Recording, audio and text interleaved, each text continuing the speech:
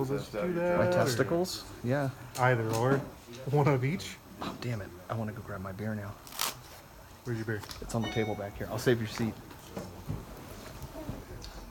So welcome everyone to Contact at the Cabin 2019 with Randall, Carlson. Group 2, we just said goodbye to Group 1 this morning. It was a pretty magical experience. And hopefully this one, I don't see any reason why this one won't be the same. I went out to Mesa Verde yesterday. It was amazing. You guys are in for a real treat. Stay away from the edges. It's a long way down. So welcome. First and foremost, thank you guys for taking a chance on us and coming out, driving up the dirt road all the way up the mountain and making it to the lodge. And yeah, it wasn't an easy task. Pagosa's not an easy place to get to, but we're all here and we're gonna have a great time. So for those of you who don't know me, I'm Darren, and I'll be one of your hosts this weekend, or I guess it's this week now. So where's the itinerary? We're gonna start off tonight. We've got Randall Carlson's going to do probably 2.5 hour presentation. That'll be fun. Oh, first we should introduce Randall. You want to stand up, Randall? Randall Carlson, everybody. We've also got in the back here Russ and Kyle Allen, if you guys don't mind putting your hands up. They're the hosts of the Brothers of the Serpent podcast, and they're helping out big time with some bands and helping out promoting, and a huge help. These guys have been top notch. So if you guys have any questions, they can help you out over the weekend. Don't forget helping with kicking out the jam. That's right. We'll be doing some jamming in the night. I hope you guys are okay with some jamming, some singing, some drumming. We did that last night till about 2 or 3 in the morning. I think you guys went. Not tonight. It's always just one more song, right? We've got, is Keith and Gage here? Keith and Gage. They're, give them a big hand. They're our volunteer cooks for the weekend. So tomorrow morning when you guys get up, what we're doing tomorrow is we do a sign up for Chimney Rock. It's by, I think, we do a sign up because if it's more than 25 people, we have to go in 2 groups. So if you guys want to go, I think it's about 45 minutes away. It takes about 4 hours, I think, return, give or take. You guys 4 or 5 hours last time. So we'll have a sign up sheet on the table if you want to go. That'll leave around 9 o'clock. We're pretty loosey-goosey on the times, but you know, by 9:15, we'd like to be out of here. So we'll have breakfast is usually ready by 7:30. So tomorrow morning we'll come down, we'll have a breakfast ready for 7:30. There'll be some fruit out. I think we're doing a casserole tomorrow. And then they'll have a lunch for you to take with you as well, a bag of chips, some water, and a sandwich or whatever we're having that day. I think the next day will be a breakfast burrito for you guys to take in the vans on your way out to Mesa Verde. So it's great. These guys have coffee on all the time, and they're all doing it for free. It's sort of a volunteer value for value thing. What we'll have is we'll have a rooster sort of out all weekend, and if you guys see fit, you're welcome to throw some tips in there, and then those guys can go home with a little something in their pocket for all their hard work. What else do we got? We got Mr. Brandon Powell here someplace. Brandon? There he is there. Give him a big hand. Brandon is a certified level 3 Wim Hof instructor. And in the mornings, I believe tomorrow morning we'll probably do it around 8 a.m. Mesa Verde Day we'll do it around 7 a.m. And then on checkout day we'll do it probably a little later, around 9 a.m. And we'll all meet here in this room and we'll do some Wim Hof exercises. It takes about half an hour, 45 minutes. You can kind of do as much as you can keep up with. I think I made it 3 rounds last time, but come down, give it a whirl. It's a blast. The other thing we should mention is that we're not doing dinner. So you guys are welcome to use the kitchen. The last group, we're ordering pizza, going to town. There's barbecues. You're welcome to help yourself to use all the kitchen stuff. Try and clean up after yourself if you don't mind. And I think that's about it for food. Who am I forgetting? Graham's here. You can ask him if you have any problems. Thank Alan for organizing. Alan, Oh yeah. the man with the plan.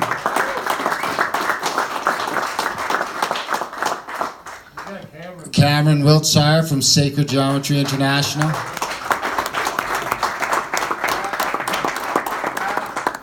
And Brad Young. He's the man with the plan.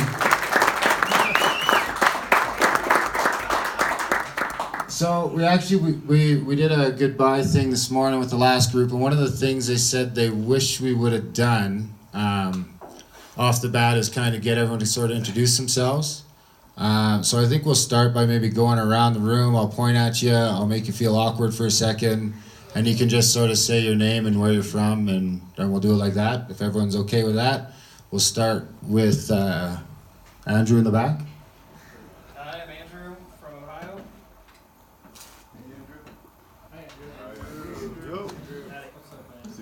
Then of course it's Brandon and Randall. I'm Nicky, and I'm from Kentucky.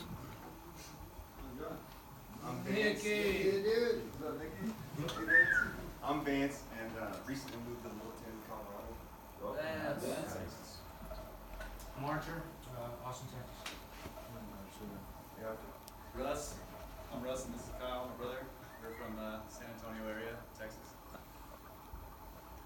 I'm Garrett, I'm an alcoholic. I'm from California, with the Heroes of Outrage podcast.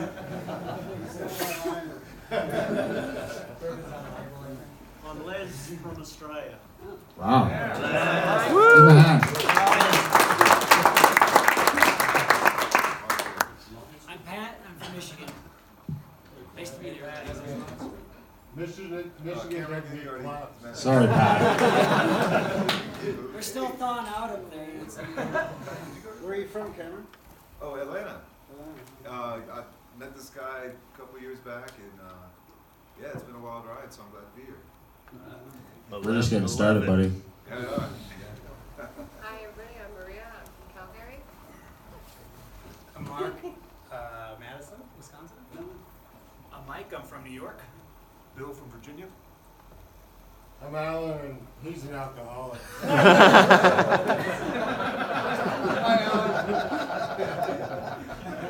I'm Mike, I'm from Virginia. I'm Matt, I'm also near Madison, Wisconsin. Do you guys know each other? No. You do now. Probably I'm getting home. I'm Henry, and I'm from Denver. I'm Angus. I'm from California. What's up? Justin from Wenatchee, Washington. Oh, Adam Loyal from West Palm Beach, Florida. I'm Aaron from New Orleans.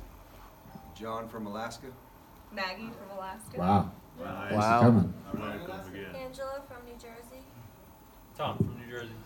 Welcome, everyone. I think we must still be waiting for a few people to come in. There's a couple, yes. Hopefully they're okay. Yes, I'm here. Oh, Jesus, I'm sorry. Bill Rowe. Yes. Sherry from Oregon. I'm Logan from Tennessee. Kayla from Tennessee. I'm JR from Minnesota. Is that everyone now? The cooks? Age from Durango. Keith from also Durango. I think that's everyone. So give yourselves a big hand for coming out.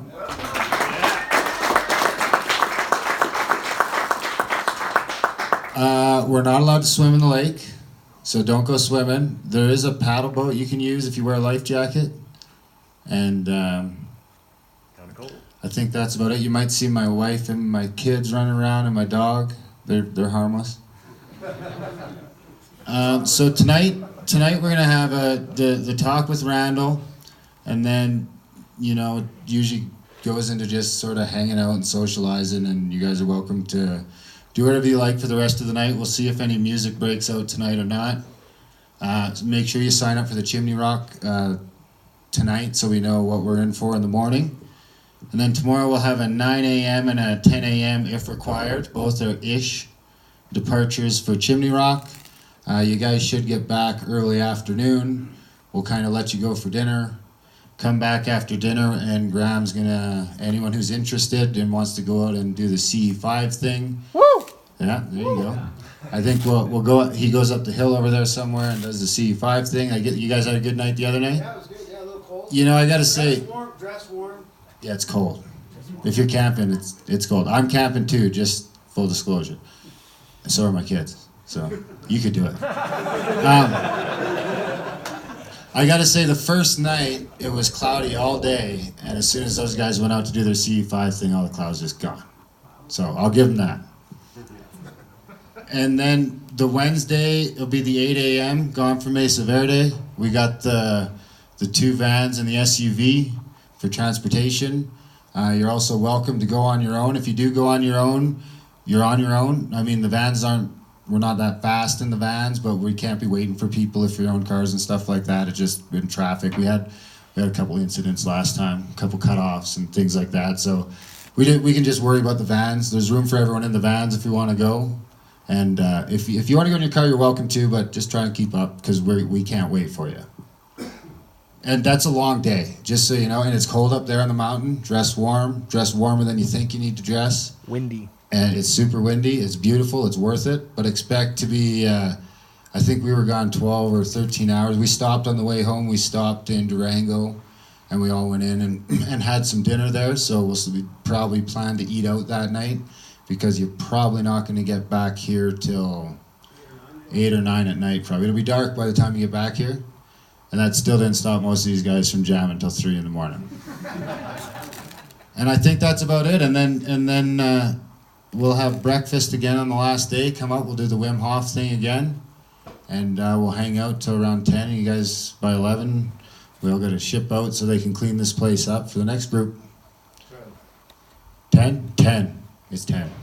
You want me to speak to that a little bit? Sure. The house is yours, you know, don't ask me questions, can I do this? Please, just do it. But it's also a family, and there's some limited supplies of water and towels and stuff, so if you find yourself in a pinch and can't work it out, come to me, but realize there might be some pinches, especially with the water. Water may go cold. So, if you're the one that gets up at 3 o'clock and takes a shower, please do it. Because you're out of the way. Otherwise, you're taking a Wim Hof shower. There you go. It's not deep cold. And Brandon comes in with you. So That costs extra.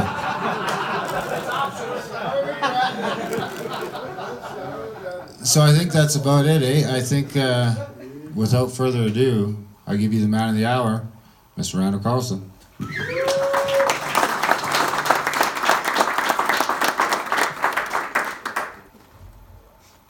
thanks, man. I don't think we gave you a round of applause, did we?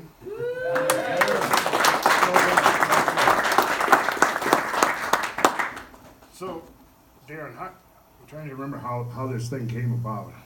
We were talking on the phone, right? Brad and I were on the road somewhere, and you called out of the blue. I was daydreaming. Daydreaming. You started running all this by me. I said, well, I don't know.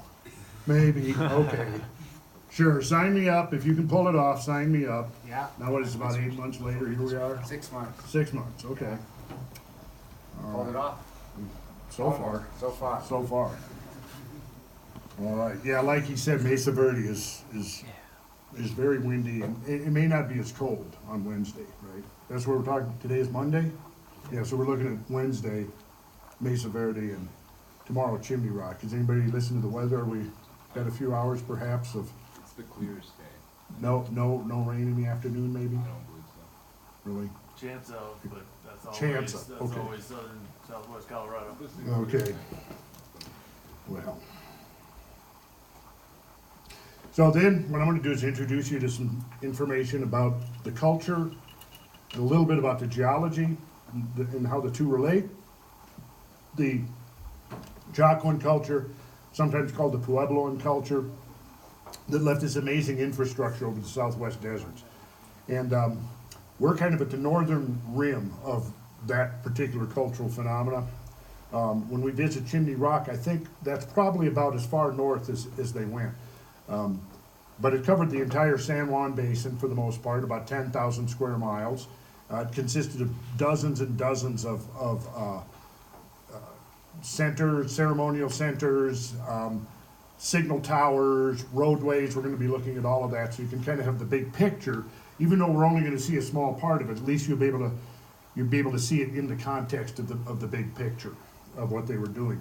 And so we'll start out by looking at some of what the various scholars who've been doing research into the Chacoan culture have had to say about it. And this is one of my favorites here, Anna Sofaer. She is the one who really, she is the one who really did a lot of the early work on showing that the Chacoan culture was obsessively interested in astronomy and what was going on in the sky. And this is a very important part of understanding this whole phenomenon. So this is what she said: a 7-year study of prehistoric Pueblo sites of the Chaco culture has revealed that these people possessed a sophisticated astronomy. Evidence of this prehistoric astronomy consists of multiple light markings on petroglyphs, and I'll show you an example of that, and of several alignments of major structures. From about AD 900 to 1150, Chaco Canyon was the center of a complex prehistoric Pueblo society that thrived in the arid environment of northwestern New Mexico. I'll say at this point there's some evidence that it wasn't as arid then as it is now, which would have made cultural survival somewhat easier because they were able to cultivate crops, including maize and others. Chacoan people planned and constructed large multi-story structures, ceremonial centers, and extensive roads throughout the 70,000 square kilometer San Juan Basin. These achievements indicate sophisticated engineering and surveying skills. And in this sense, they are very similar to a lot of other ancient cultures around the world and different epochs of time that also demonstrated sophisticated engineering, surveying, astronomical information, knowledge, geological knowledge, knowledge that's really beyond what should be, what these people should be capable of within the more conventional paradigms of ancient history. So this is, let's see, where's my pointing stick. This is a dual purpose stick. If anybody gets out of line, you just give them a quick little tap. San Juan Basin right here. And so basically the San Juan Basin is surrounded by mountains. It's very desert-like.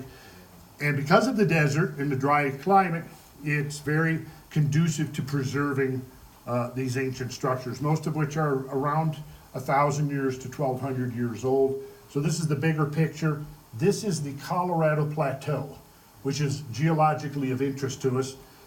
It's an area of uplift, major uplift, and major erosion that resulted as a consequence of the uplift. And it's this erosion that I'm going to be calling your attention to, particularly when we get to Mesa Verde, and how the Chacoan cultures, how some of these people utilize some of the effects of this geological erosion of the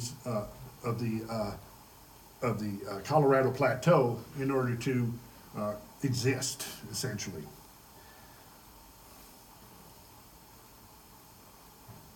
Just another version, help you get to see. We, in this picture, we would be, we're right up in here.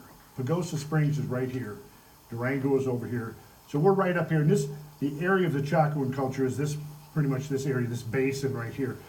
Possibly could be the remnant of a very, very, very ancient impact structure.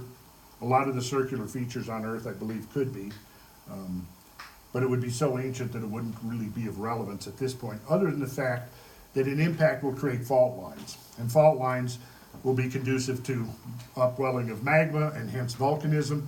And all of the San Juan Mountains, which are just north of here that we can see out the window here, they're all volcanic. So they are extrusions through fault lines that are existing in the crust. Okay, let's just...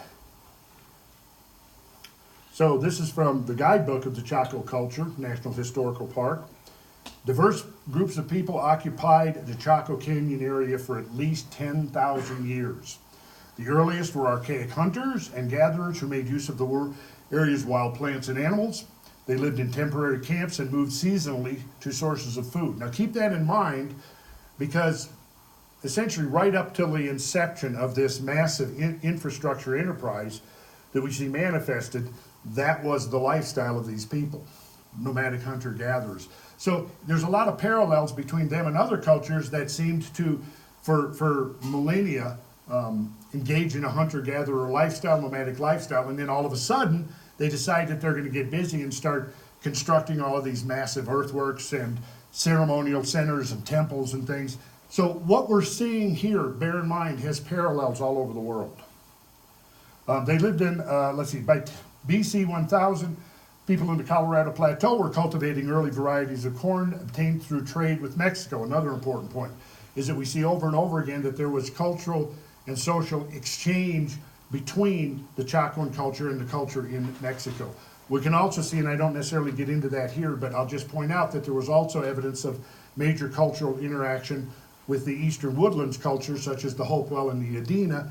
And what that sort of seems to almost imply is that there was a culture that reached from the Eastern Woodlands, northern Ohio, even Pennsylvania, all the way down into Mexico. And there seemed to be a high degree of unification, because at the same time that the Puebloan people or Chacoan people were building in the deserts of the Southwest, you had the Hopewellian people building monumental earthwork structures up in the Eastern Woodlands along the Ohio River, the Mississippi River, the tributaries to those rivers. And what's interesting is that when you look at the astronomy that's encoded into these structures, what you see is it's precisely the same. The building materials were different. In the Southwest desert, they mostly used sandstone to construct their ceremonial centers, and in the Eastern Woodlands, they primarily used earth, the monumental earthworks. They both used extensive timber. That's one of the interesting things about the Chacoan culture, is the extent to which they brought in timber. We won't see any of that because those timbers are long gone, but typically all of the circular kivas had timber roofs. And there was a lot of timber structures that required hauling these logs, sometimes for distances of 50 or 60 miles or more. So the question becomes is how they did that. Because presumably they say they didn't have wheels. I'm not convinced that they didn't know how to use a wheel. But again, and you're going to learn about the roadways, and there's some interesting ideas.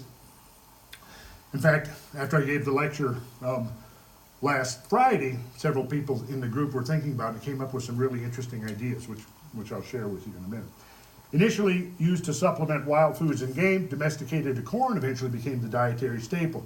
Squash and beans were later added to cultivated fields. Populations grew and small villages were built. These same developments were occurring throughout the Four Corners region of the Colorado Plateau.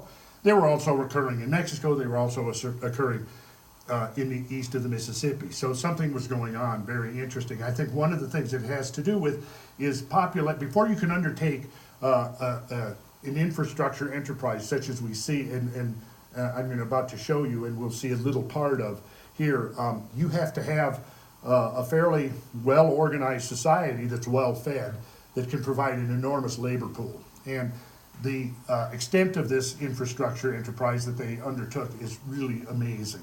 But it even gets more amazing to me when you realize that the last phase, the classical Mayan phase, was going on at the same time. So in Mexico, they're building stepped pyramids and other things, this enormous array of extraordinary exotic-looking structures. I don't know how many of you might have been to the Yucatan ever and visited some of the sites down there like Uxmal or Chichen Itza. But a lot of those buildings were being built at the same time as the structures in the Southwest, in the San Juan Basin. So that raises some very interesting questions. Okay, Colorado Plateau, here it is. The Rocky Mountains are over here, but this is a separate physiographic region. It's an area of uplift where the rocks that were uplifted were relatively level. Unlike as soon as you get over into the Rocky Mountains where they're folded and overthrust but here they're relatively level. Although if you can think of this as a big bowl, it's tilted towards the southwest. It's tilted towards sort of the 8 o'clock, and if you look right there where the tilting is, that's the Grand Canyon. So this is the entire catchment basin for the Grand Canyon here. So everything that we're seeing here around this area is any rainfall that's fed into the rivers is then transferred down here and fed out through the Grand Canyon. Now there's evidence of extreme and tremendous erosion across the face of the Colorado Plateau. I mean, how many of you have seen the Grand Canyon? Oh, good, a lot of you. Okay, so if you're standing on the South Rim, you're looking down nearly a mile of sedimentary rock, right? But here's the thing, those rocks are actually Paleozoic rocks that you're standing on. So at some point, there was another mile of rock above that. So if you could go back before the so-called Laramide orogeny and stand on that rim, you couldn't have. I mean, it would have been a mile over your head. So even before the downcutting of the Grand Canyon could begin, a mile of rock had to be removed.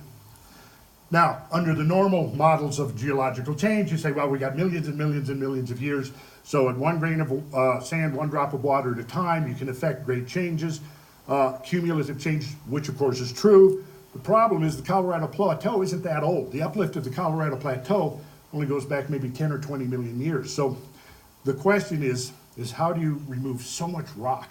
And when we get to Mesa Verde, you're going to be able to see, we're going to stand up on Point Overlook, and we're going to be able to look out into the Montezuma Valley. And it's just a huge valley. And then you can look on the far side, and you'll see the continuation of the sandstones that we're standing on. Well, with that comes the realization that all of this material in between, 1,000 feet of material had to be removed. And then the surface of Mesa Verde is dissected. I'll show you some slides in a minute, you'll be able to see it. Is dissected with this labyrinth of canyons and channels. And it was these canyons and channels that were utilized by the Chacoan people to build their communities and their dwellings and so forth under these overhanging cliffs. So in the early 19th century, geologists that were studying the Colorado Plateau referred to this erosion as the Great Denudation, right? So I sometimes throw that out because it's just, they had this idea. They weren't convinced, a lot of them, that this was some long, slow, almost imperceptible process. There were some of them who looked at it and said, some of this had to be catastrophic. Some of this erosion had to be catastrophic. And I think now we can say with a great deal of confidence that yes, at least some of this erosion was extremely catastrophic.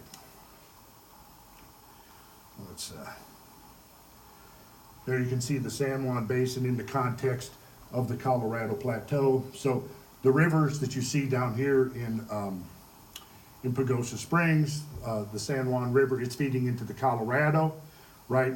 The Animas River that comes down through Durango also feeds into the San Juan, which then feeds into the Colorado. So all of this, the entire Colorado Plateau, is part of the Colorado River catchment basin.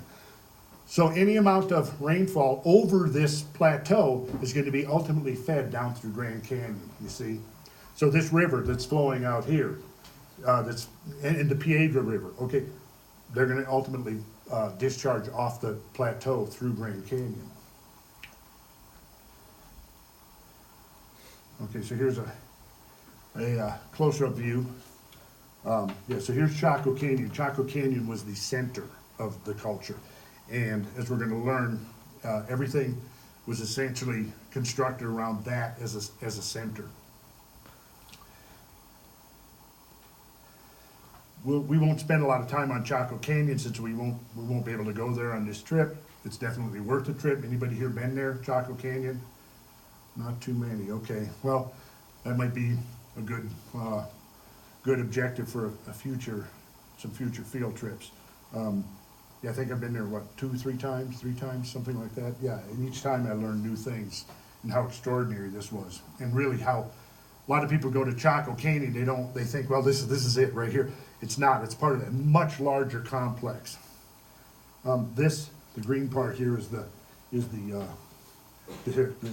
historic area that's of most interest. Chaco Canyon itself is a hugely impressive canyon. And at the time they were building it, again, it was a different environment. It was a much moister environment. So somewhere, in fact, one of the things that may have contributed to the sudden mysterious demise and disappearance of the Chacoan culture was an extended drought. Because now, from dendrochronological or tree ring studies, we now know that there was an extended drought that lasted about a quarter century that seems to have coincided precisely with the sudden disappearance of the Chacoan people from this region and the abandonment of their infrastructure. So we'll skip through some of this stuff specifically on Chaco Canyon. This is just kind of an aerial view that kind of shows you what the canyon looks like. This is a modern arroyo that's been cut into the alluvium floor of the canyon. That's mainly due to the aridity, the increasing aridity, and plus runoff from various human activities that have changed. This is Fajada Butte, which is right at the entrance, and this is one of the places where Anna Sofair discovered the evidence for this keen interest in astronomy, and we'll get to that in a second.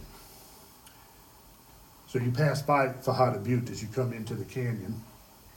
Here's just another aerial view looking toward Pueblo Bonito right here. We'll come back to that. This D-shaped structure here, an amazing complex. And it must have been just truly amazing when it was, before it fell into ruins. Okay, so, oops, didn't want to do that. Okay, so there's several things I want to call your attention to, because in the tour of Chimney Rock tomorrow, we'll have a guide, and the guide will be telling us a little bit about what I'm going to show you here now, so you'll already have a little foreknowledge. This is Pueblo Alto. It's up on the rim of Chaco Canyon, right? And then we've got several more. Pueblo Bonito, I'm going to show you an artist reconstruction of that. Chetro is right here, another vast complex. Casa Rinconada down here, which is a very interesting solar alignment, lined up with the summer solstice. And actually, in fact, the whole complex is a series of astronomical alignments. We'll come back particularly, I'll show you an example by showing you Pueblo Bonito. Pueblo Alto, important because it could be seen from far, a long distance away. And that's critical to understanding the system that they were employing here. Okay, so here's Fajada Butte, location of the so-called sun dagger, which you're going to learn about in a minute. Now, these layers of sandstone here at one point were continuous across here.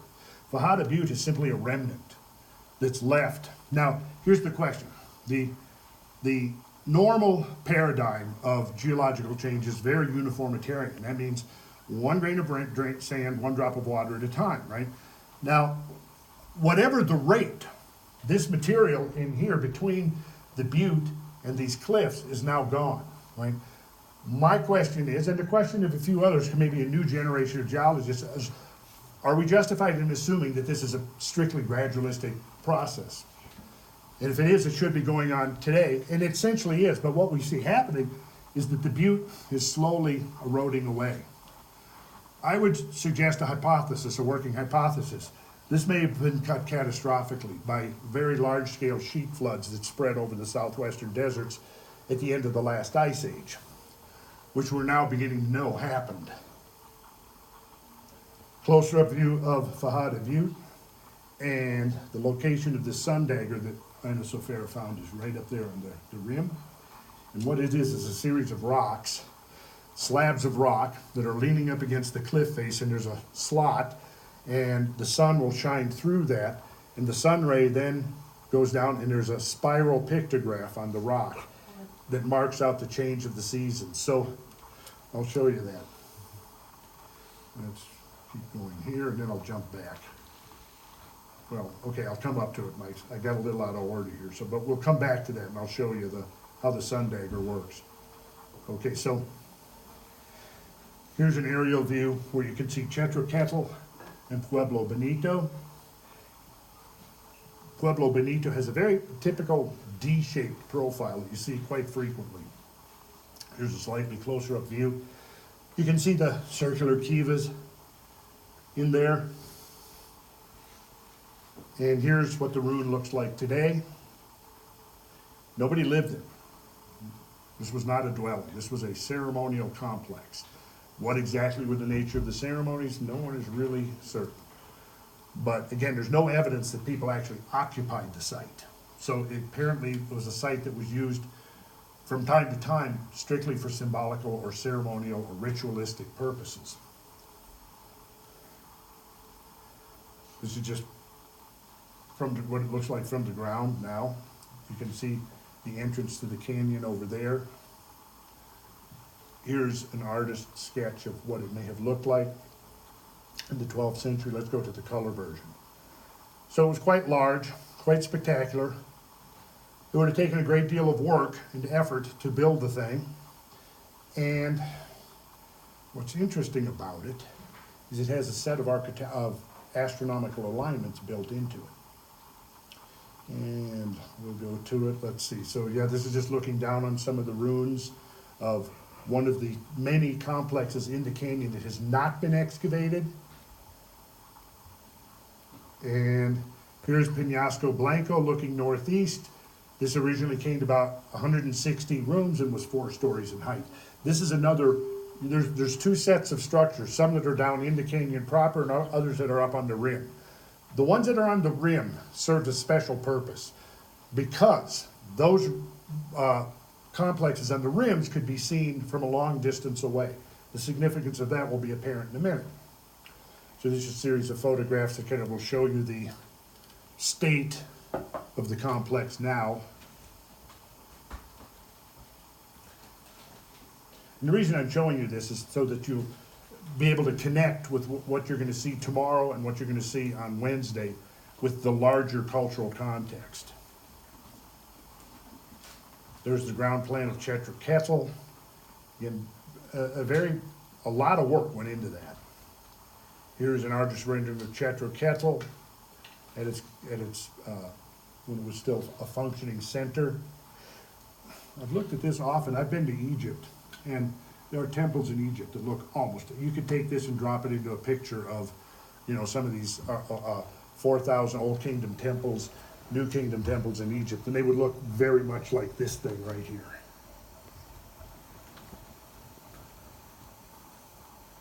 And here's the Great Kiva, 60 feet in diameter.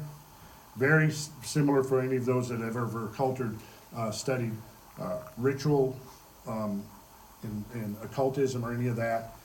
What you see here is very similar to the layout of a quote-unquote magical lodge. We don't have time to get into that tonight, but that's something that we would save for a future trip. More ruins in the canyon to show you the extent. Pueblo Arroyo at sunset. And I'm only showing you a small part of it. And then what was in Chaco Canyon was only a small part of the entire complex. Okay, so going on with Anna Sofair, the construction of the major Chacoan buildings employed enormous quantities of stone and wood. For example, get this, 215,000 timbers transported from distances of more than 80 kilometers were used in the canyon and in the major buildings alone. The orderly grid-like layout of the buildings suggests that extensive planning and engineering were involved in their construction. The Chacoans also constructed more than 200 kilometers of roads. The roads were of great width, averaging 9 meters. The widest one that's been surveyed is 40 feet, right? And they were developed with unusual linearity over distances of up to 50 kilometers. Their construction required extensive surveying and engineering. Investigations show that certain of the roads were clearly overbuilt if they were intended to serve purely utilitarian purposes, and that they may have been constructed as cosmographic expressions. What does that mean? What does that mean, a cosmographic expression? We'll get to that. That's what this is about, cosmic interconnectedness. The Chacoan system of observatories, outliers, roadways, and signal towers. A multi-layered mystery in the southwestern desert. From the Puebloan ruins of the southwest, this is purely an academic study, right? So it's no fringe stuff, no, wild-eyed New Age speculation, none of that, right? Here's what they say. From the hub of Chaco Canyon, ancient roadways radiated outward toward contemporary settlements. Many archaeologists call outliers. These included Pueblo Pintado to the east, Salmon Ruin to the north, Quinaa and Casamero to the south. The exact location of most of these sites have not been revealed to protect them from looters. Chaco culture specialists refer to the burgeoning of the Chaco culture with its outliers as the Chaco phenomena. But unfortunately, this flash of cultural expression seems to have been short-lived, which is curious because, and I talked about this the other night, Friday night. If we go over to Europe, at the same time this is going on, that they're building these complexes, interestingly enough, over in Europe, you've got a bunch of Masons building Gothic cathedrals. And the Gothic phenomena started almost like that, mysteriously. It lasted about 150 years. and then it was over. Almost precisely at the same time this is going on, right? At the same time that the Indians of the eastern woodlands are building these monumental earthwork structures, massive structures of earth and timber. At the same time, the Mayans were engaged in this last exuberant phase of classical, constructing what is now called the classical Mayan architecture. So we'll jump to Chartres Cathedral in Europe, because what's true here also applied to the onset of the Chacoan phenomenon. This is from Louis Charpentier, an excellent little book called The Mysteries of Chartres Cathedral, highly recommended. The historic question remains posed. It appears suddenly, this is the Gothic phenomena, right? It appears suddenly, without preamble, towards 1130. In a few years, it reaches its apogee, born whole and entire without experiment or miscarriage. And the extraordinary thing is that all at once it has at its disposal master craftsmen, artisans, builders, enough of them to undertake the construction of 80 huge monuments in less than 100 years. So, this is precisely the same phenomena we find in the San Juan Basin. Right around the same time, all of a sudden, you've got these enormous armies of craftspeople engaged in this enormous infrastructure construction enterprise. And over in Europe, they're doing something very parallel. Now, one could say, of course, it might just be a coincidence that they're engaged in this construction and engineering, this architectural enterprise in Europe and in southwestern United States. But it goes more than that, because what we learn when we begin to delve into both of these parallel phenomena is that there's a template that utilizes geometry and astronomy, and that template underlies both phenomena. So we can find astronomical orientations in Gothic cathedrals, we can find astronomical orientations in monumental earthwork architecture, we can find astronomical orientations in the Chacoan culture, and we find precisely the same astronomical correlations in the things that the Mayans were doing. What's the explanation? And it all seems that it all kind of launched about the same time, within one generation. It flourished for about a century and a half, maybe a little longer in some places, maybe a little less in others, but almost as quickly as it started, it was over. Okay, now we get to the Sunday, or Fajada Butte. So what we have here is that throughout the course of the year, you have this spiral, and as the sun shifts north to south through the course of the year, what happens is the dagger of light. Picture this as the sun is rising, the dagger of light is descending down the rock face. And this is a ray of sunlight that's coming through an aperture between slabs of rock. They're leaned up against the wall. So whether the Chacoan people put the rocks there, or whether the rocks were there and they utilized this natural aperture is not known. However, this spiral is here, tangent to this side, tangent to this side. The sun dagger, when it descends, marks the two solstices. On the two equinoxes of day and night equality, the sun dagger descends exactly through the center of the spiral. Now that to me is extraordinarily interesting. So why did they do this?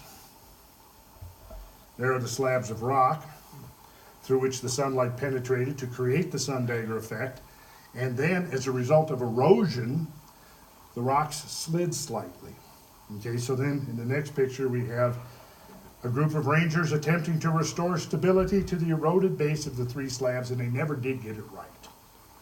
Only approximate. Casa Rinconado in Chaco Canyon. Now, here is a sketch, an oblique sketch.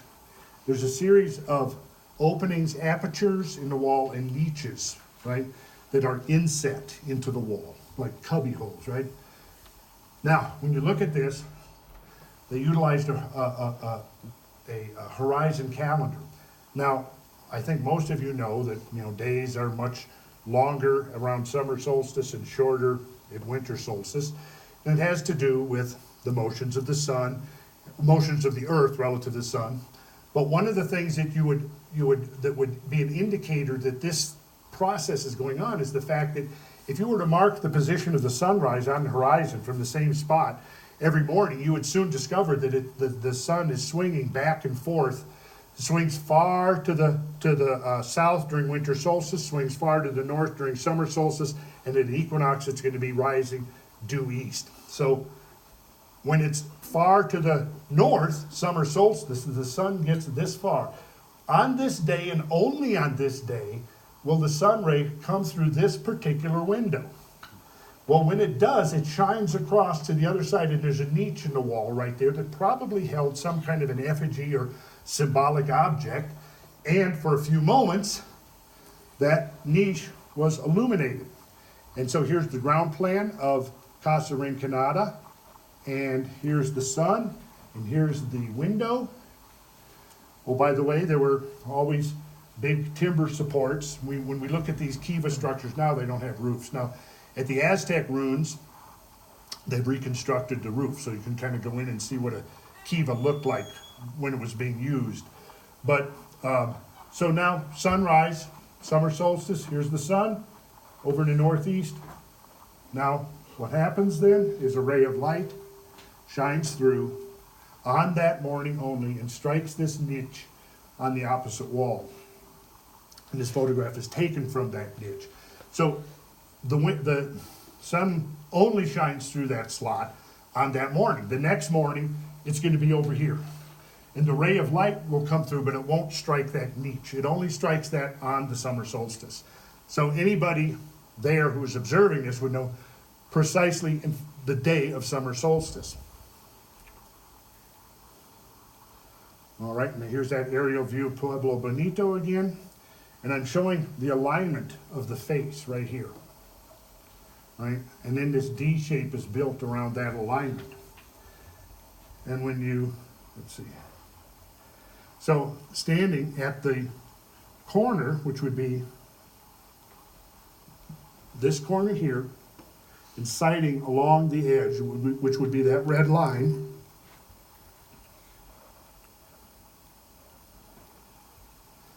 you see the moon rising at its precise midpoint. Now, as you're going to see when we go to Chaco Canyon, they were very, very interested in the motions of the moon, in addition to motions of the sun. So, throughout the course of the year, the moon, like the sun, its rising and setting points on the horizon are going to shift north and south as you look at it. And in fact, there's a cycle that takes 18.6 years. And in that, you'll find that the lunar rising position shifts, and it has a lunar maximum and a lunar minimum, they're called, so that the shift looks like this. Lunar minimum, lunar minimum, lunar maximum, lunar maximum, lunar minimum, lunar minimum, lunar maximum, lunar maximum. So it's doing this dance, takes 18.6 years. They laid out the orientation or alignments of their structures so that they could track that motion with a high degree of precision. And you'll find out when we go to Chaco Canyon tomorrow that that event is coming up in 2 to 3 years. In fact, the park there, Chaco Canyon, is actually going to open it up and do tours up the mountain to be able to witness the phenomena of the moon rising between the two pillars. And we'll come to that. Chimney Rock. Pardon me? Chimney Rock?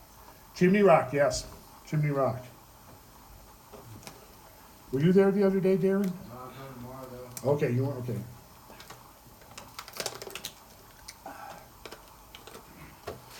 Okay, here's another, I like to quote oftentimes just conventional academics because you know that they're not trying to push some bizarre, theory of aliens or anything like that. Because let me say at the outset, whatever the explanation for this is, we don't need aliens. And I'm not saying that there aren't aliens, I'm just saying we don't need them for this. Okay. The Chaco and Anasazi were not confined to the sacred space delineated by the canyon's variegated walls. Throughout northwestern New Mexico, people subscribing to the cultural norms radiating from the canyon-built towns tilled fields and set up shop. Scaling the Chaco cliffs by means of carved staircases, Anasazi messengers could travel along the nearly 400 miles of roadways that linked the canyon settlements with the outlying ones, averaging 30 feet wide and often edged with low walls. These roads ran in remarkably straight lines, radiating outward from Chaco Canyon in all directions. Chacoan communities were linked by more than roads. Bonfires may have flared from ingeniously situated towers and shrines. While religious ceremonies were being held, these fires may have been especially important.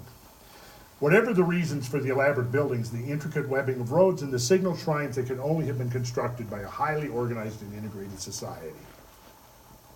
Of all the mysteries the Anasazi left behind, one question looms larger than all the rest. We have ample evidence of the craftsmanship of the ancient Chacoans, but what of their philosophy? Were they simply pragmatic builders and businessmen who took these professions beyond all previous frontiers in the Southwest? Or did these people possess a science, a coherent means of linking themselves with the cosmos? One thing that we do know about the Anasazi is that what went on in the sky was of extreme importance to them, and they watched the heavens closely, as did ancient peoples all over the world. So one of the more remarkable discoveries in the 1970s about the Chacoan culture concerned the Chacoan roadway system. Archaeologists have discovered nothing like it anywhere else in prehistoric North America. This is not true. I'll show you an example, again, from the eastern woodlands. This network of broad, straight, well-engineered roads is more than just an archaeological curiosity. The extent of the roads across vast segments of the San Juan Basin has vividly demonstrated that Chacoan culture was not confined to Chaco Canyon itself, but was spread over a large portion of what is now northwestern New Mexico. The effort and coordination that went into the building of these roads raises even more questions about the social organization of the society that built them. Perhaps the most fundamental mystery of the roads is their width. They are far wider than necessary for ordinary foot traffic. The Chacoan people, like their contemporaries in Mesoamerica, had no carts or other wheeled vehicles. I don't know. So a network of broad engineered roadways is an enigma. Many of the roads are 30 feet or more across. Most of the archaeologists investigating these roads during the past decade consistently report road widths of 8 to 12 meters, which is 26 to 40 feet. The roads tend to maintain their width consistently, except in areas of steep terrain along the rims and walls of canyons and mesas. Another extraordinary feature is their striking linearity and their dog-leg turns. Chacoan roads are laid out along straight lines. A road continues its bearing for miles. When it turns, it does so with a sudden angular jog. Then the new course continues in a straight line. Hurry on here. Now, so here's a desert view. It's very difficult to see, so I'm going to help it out a little bit. The remnants of the roads, they're almost obscured, but there's enough there to to reconstruct. So there was a road, you see that? There was one of their roads. Okay, there's another one. And yes, and both of those are extending outward from Pueblo Alto, the one I called your attention to that's sitting on the rim of Chaco Canyon. And here's 5 roadways that are converging on Pueblo Alto. Here's Pueblo Alto. This one comes in from this direction, from this direction, from this direction, and they're coming from many miles across the desert, converging on this structure that sits on the rim of Chaco Canyon. And then this one. You can actually make out the roadway right there. So I just threw this in there because I find it rather interesting and perhaps germane to our discussion here. The voice of him that crieth in the wilderness, prepare ye the way of the Lord, make straight in the desert a highway for our God. Randall? Yes? Do you think there's a correlation at all to the width of the road and the standard length of timbers or anything like See, that? that's the thing right there. Perhaps there was. In fact, we were talking about this yesterday and thinking, because one of the mysteries is how they transported the timber. And one of the guides there said, well, if they rolled the timber, it would be obvious. You'd be able to see the scarring on the timbers and all of this. But remember the reference that there might have been low walls along some of them? Yeah, yeah. Well, let's say you rolled a log on the low walls, right? Well, then after you've brought it 40 or 50 or 60 miles, the ends are all charred up, but then you simply cut those ends off. Now you got a pristine log. Isn't it about the same? Isn't it the same width as a modern two-lane freeway? Probably about similar, yeah. Probably about similar, yeah. I'm voting for some kind of weird car that just dissolved. You're what? I said I'm voting for some kind of weird car that just dissolved. Just dissolve, okay. Made out of hemp. Okay, and now we get to another dimension of this phenomenon. The Bureau of Land Management archaeologists examined much of the North Road, and this is a road that leads from Pueblo Bonito out almost due north, in detail underground. The Pierre's Rune area, about 12 miles north of Chaco Canyon, produced some interesting discoveries. These finds confirmed the North Road's connection to a remarkable set of structures in the vicinity of Pierre's Rune. In 1976, an archaeological survey from the Chaco Center in Albuquerque, led by Robert Powers, inventoried the site. They described 3 massive constructions built in the classic Bonito architectural style. 2 faced one another atop a lofty mesa. The structures are collectively called the Acropolis. Powers noted that every major elevation within a kilometer of the Acropolis supported at least one structure. And this is the rune as it looks today. In each of these elevated regions, you can see the remnant of a structure right here. And there was another structure over here. And there was one here. Now, what's interesting about this is when they began to excavate and study this, they discovered massive amounts of charcoal in there. So what does that suggest? What? Soot. Well, what does soot suggest? Fire. Yes, there were large fires atop many of these prominences throughout the desert. What was the purpose of those large fires? They weren't cooking fires, they were too big. Celebration. What? Celebration. Celebration, sure, that would be part of it, I would think, yes. But I think there's another level to it. Right? So here we go. Few sites were at the base of these badland pinnacles, but one of them was very special. It was the third and most massive of the Bonito-style constructions. BLM archaeologist John Stein calls it a unique architectural feature in the eastern Anasazi world.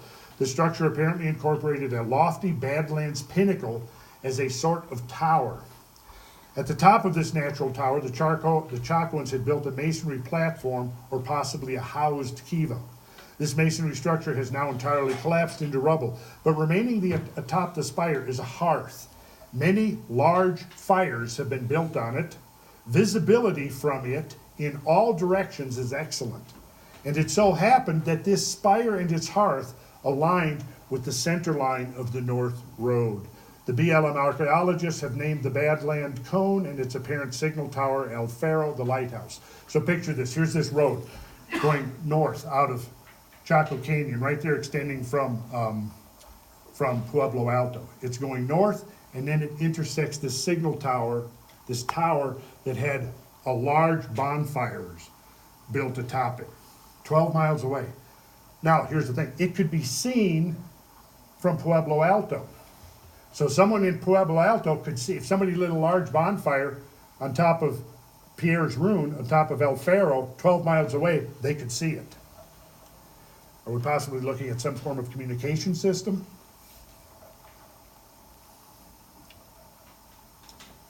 There's the signal tower, and then you see another one behind it there. They also found signs that the road alignment does indeed enter or abut El Faro from the north. So in other words, they go there, here's El Faro on this long straight roadway, and then the roadway continues beyond it. A broad panorama of the San Juan Basin north of Chaco Canyon can be seen from the Pierre's Rune area. The structures atop the Acropolis and a fire atop El Faro would be visible from great distances in all directions, including from Pueblo Alto, above the north face of Chaco Canyon, and from a shrine described by Chaco Center archaeologist Thomas Windus on the south rim of Chaco Canyon. Now, I'm jumping across the Atlantic again, looking at the work of Nigel Pennick, who's been studying in writing about the orientation and alignment of ancient structures throughout the British Isles. And he's confirmed what other researchers had already found when he says a possible parallel may exist in Britain.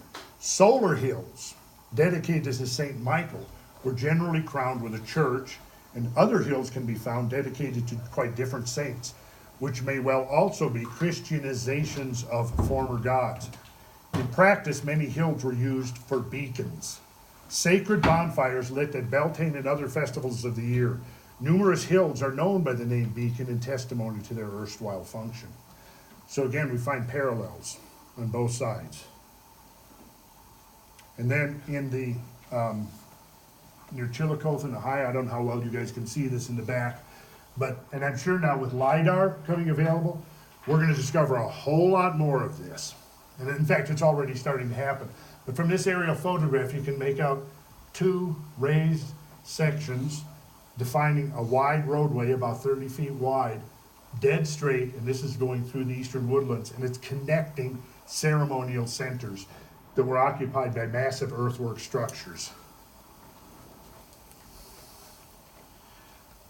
And then this is William Romaine, whom Graham Hancock interviewed for his books, who's done some remarkable work on the eastern structures. As we've seen, the correspondence between Newark and the High Bank are impressive. Size, geometry, astronomical alignments all correspond. Now he's talking about the eastern woodlands here, right? Could it be that these two sites were once physically connected? Surely such a thing is possible. In fact, Ohio Historical Society archaeologist Dr. Bradley T. Lepper is currently investigating just such a possibility.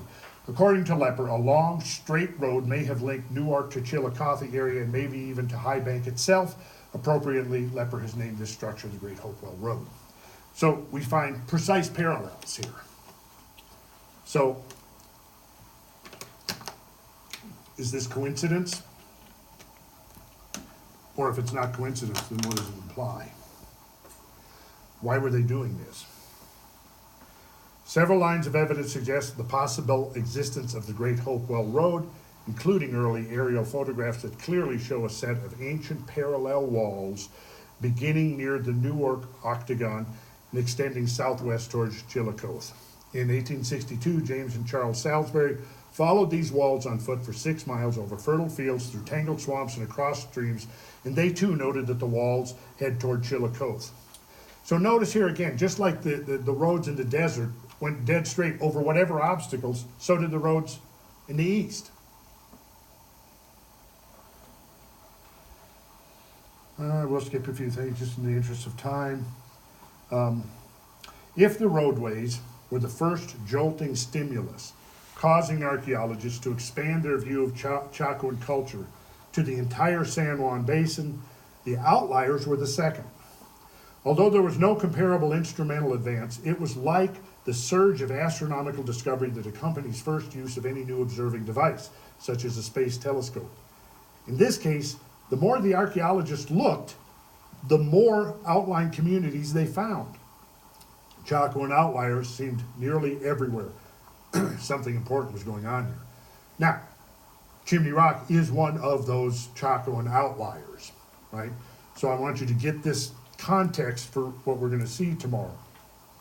Here is one of the outliers, Wupatki ruins, northwest, one of the most northwest of the Chacoan area. This is actually in Arizona. Now, what's interesting about this is a couple of things. There's a ball court there. This ball court is almost precisely the same as the kind of ball courts you find in Mesoamerica.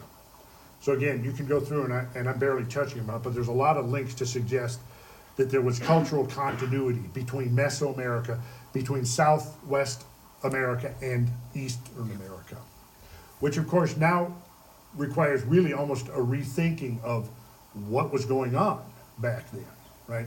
And this is what Graham Hancock's new book is addressing to a large extent, called America Before. Now, of special interest in this national monument, Wupatki, which is where these pictures were, you can't see most of it here. The most of the monuments is behind this picture.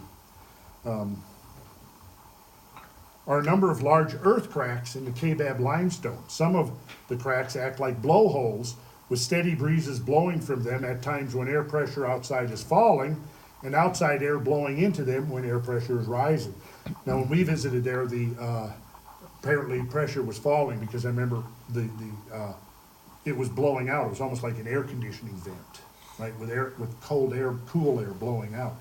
So interestingly, by observing the way the earth, the air was going in or going out, could actually tell you quite a bit about what was going to happen with the weather. I mean, so if you got a strong current flowing in, out, it meant that air pressure outside was falling. The faster air pressure was falling, the more strong would be the air current coming out of the blowhole.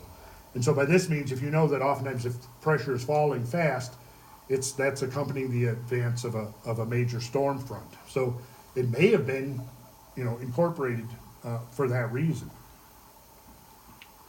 And this is what the Park Service has done to the blowhole, which was once a natural hole, but they've surrounded it here.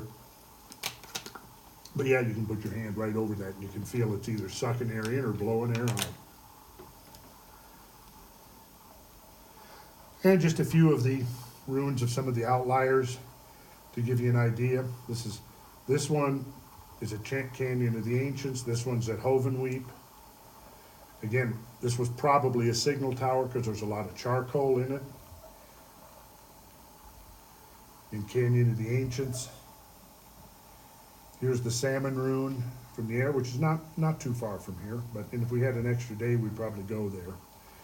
Aztec ruins, northern New Mexico, again, not that far, but here's the Great Kiva at the Aztec ruins, which was used ceremonially, and we'll learn about that tomorrow when we're actually standing around the Kiva. Aztec ruins from the air, and you can see they've covered over one of the Kivas so you could get a sense of what it would have looked like. Now, in the old times, there would have been timber roof. Some cases they were domed. There would have been a hole in the middle with a ladder going down. Pueblo del Arroyo. Interesting geometry here. And if we had more time, we'd get into that. But this is actually a geometric exercise called the squaring of the circle right here. And we'll be seeing this when we go to Mesa Verde. 220 rooms, 23 kivas. And I want you to note the overhanging cliff. And we'll get more into that. We'll do a second short presentation tomorrow night to kind of prepare you for Mesa Verde and what we're going to see there. But since we're not going to go there tomorrow, I'll focus mostly on Chimney Rock. So here's Frijoles Canyon. This is Bandelier National Monument. You can see there's a whole complex down here on the canyon floor, and numerous quick cliff dwellings up in the sides. There's a hearth. Coyote Village. We will probably visit this. This is up on Mesa Verde. We actually did go to this yesterday.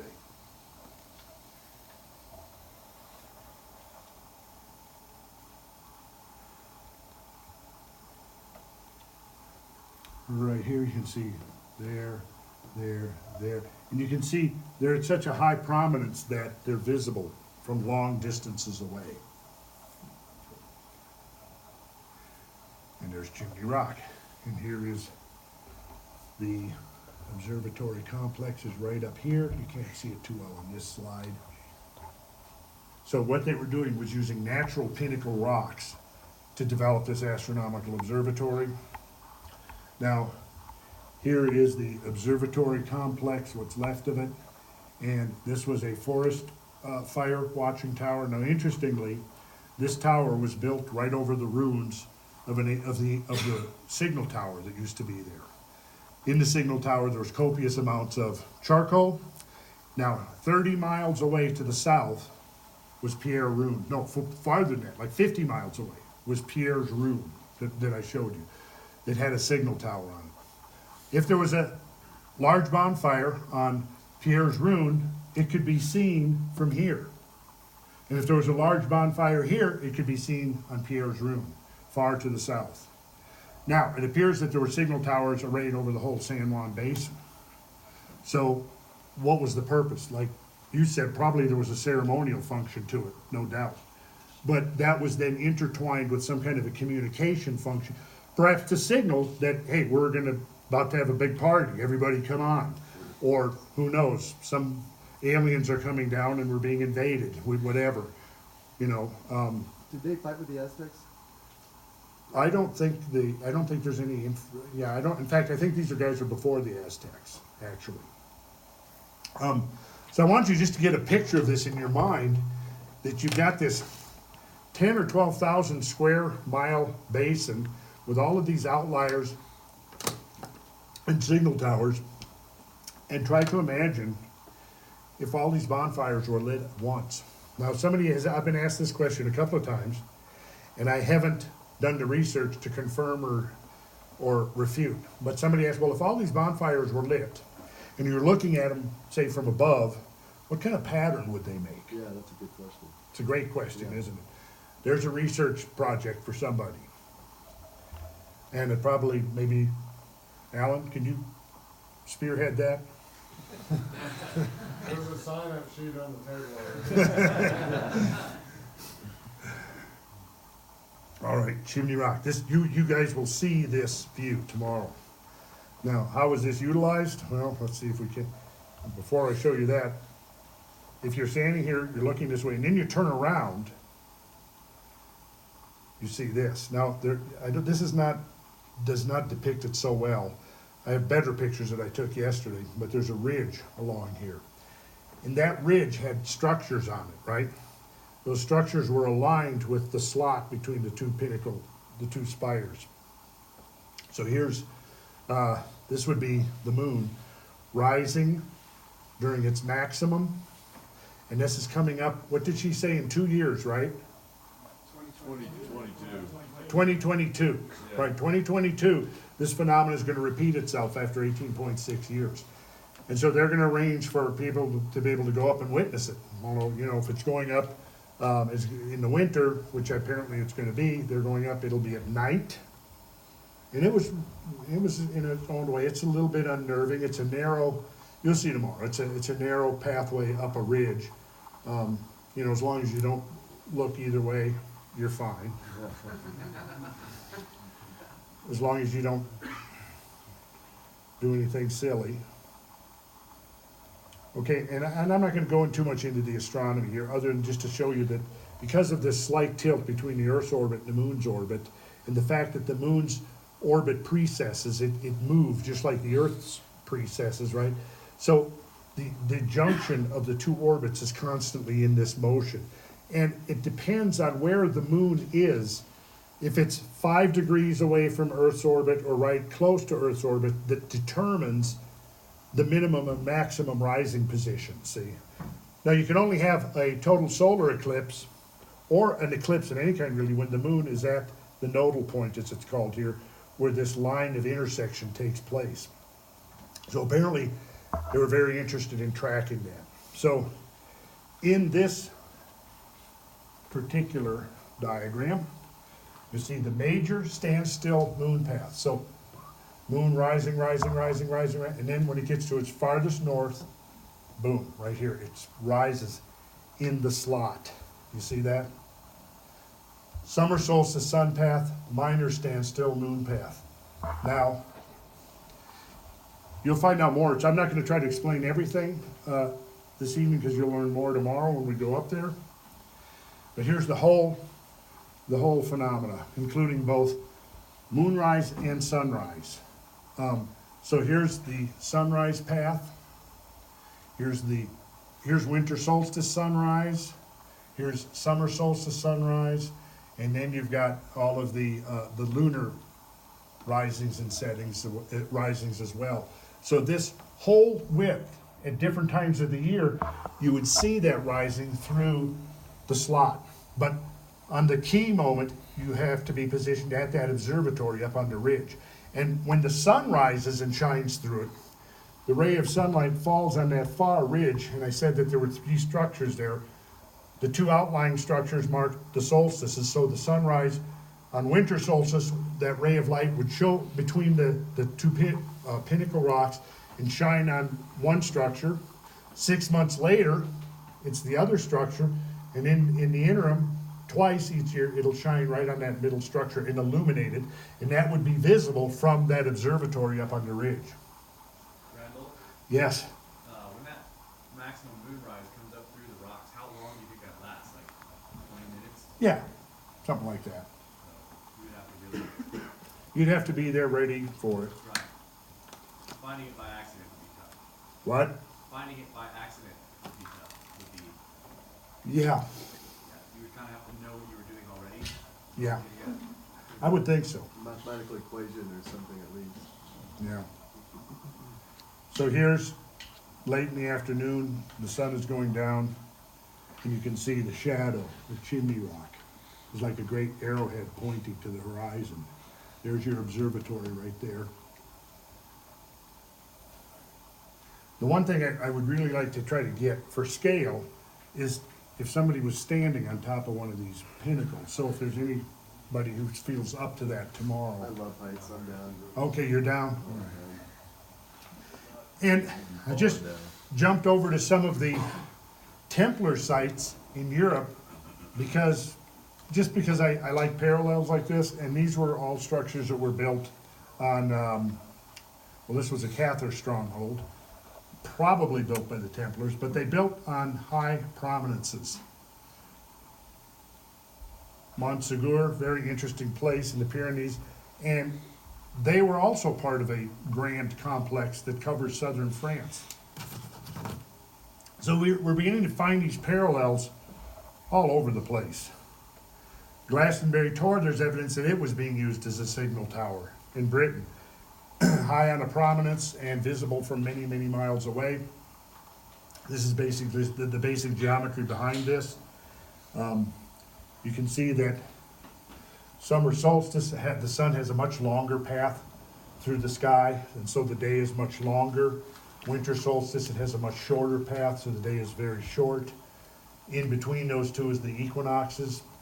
So this particular cross laid out at right angles in a circle is a sacred symbol from all over the ancient world, and it can be used, if projected onto the landscape, can be used as a cosmic orientation stratagem. You have to, if you're in the northern hemisphere, you have to be facing south to witness this. So this is something that anybody can do. You know, go out, say, once a month through the course of the year and watch. Begin to watch the rising and the setting of the moon. Begin to pay attention to where the sun is rising and where it's setting through the course of the year. And after a year or two of observations, you'll begin to get a 3D map in your mind of how this is working. And here's how the Hopi utilized what's called the horizon calendar. This is the view from Walpi Village, First Mesa, Arizona. And basically you can see the sun migrating along the horizon back and forth. So December 21st, this is the sun's rising position, and in each day or each week as it's migrating along the horizon, and then it comes back again. And so if you've got a central observation point, you can utilize natural positions on the horizon as back sites. And that's what they did.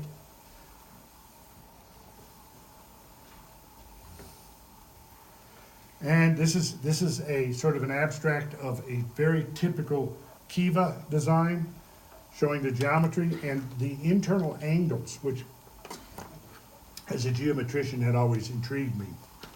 So I began looking at those angles, and I quickly realized that those angles that were incorporated in many of these kivas are the angles of the Earth's axial tilt by coincidence. And it's that axial tilt that does this motion, this hourglass motion, through a period of about 26,000 years and leads to what is known as the precession of the equinoxes, but to the ancient peoples it was known as the Great Year, this cycle round. And in the Vedas they have a sacred number that is used to represent that period. It's 25,920 years. Most modern astronomy texts round it off to about 26,000 years. But it is this motion that causes the vernal equinox to transit progressively through the signs of the zodiac from east to west, which is opposite the normal motion of the sun, the moon, and all the planets, which is from west to east. So that's why it's called precession rather than procession. So for the last roughly 2,000 years, the vernal equinox has been transiting through the constellation of Pisces.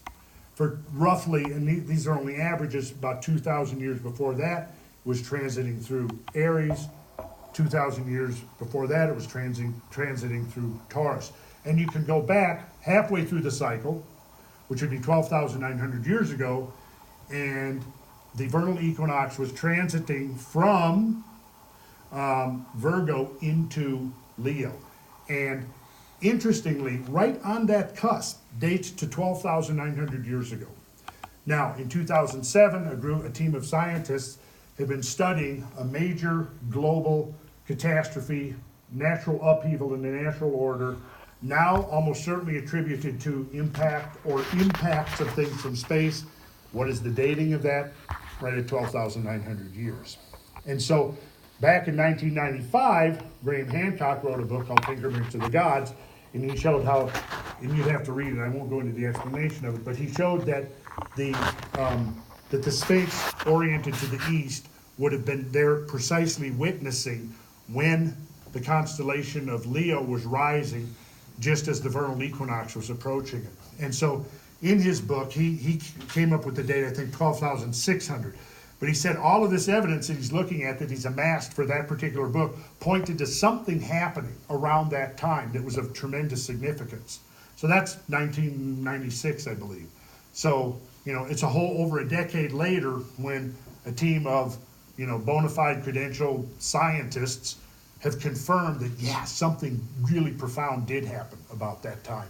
And it's connected apparently with this model of global change that we've inherited from the archaic past, this great year concept. And I would suggest that that great year concept can be found embedded in the designs and structures of the Chacoan people, as well as the Hopewellian people, as well as the Mesoamerican people, as well as the European builders of the Gothic cathedrals, because the Gothic cathedrals are full of this apocalyptic imagery. And they even lay out, when you approach Chartres Cathedral to the portal of judgment, here is the so-called Christ in Majesty seated within the Vesica, which is the fundamental geometric shape from which all geometry emerges, and it provides the geometric key to the structure itself. Okay, but there is an astronomy built into it, and then surrounding the tympanum, where this Vesica is displayed, are the four beasts of the apocalypse. How many of you ever read the book of Revelation? Or the book of Ezekiel? What are the four beasts of the apocalypse, Archer? Oh, you put me on the spot here. That's what I intended to do. Famine. The four beasts. Yeah, they Sorry, the beast. right, not a bull, a lion, an eagle, and a man, representing the four fixed signs of the zodiac.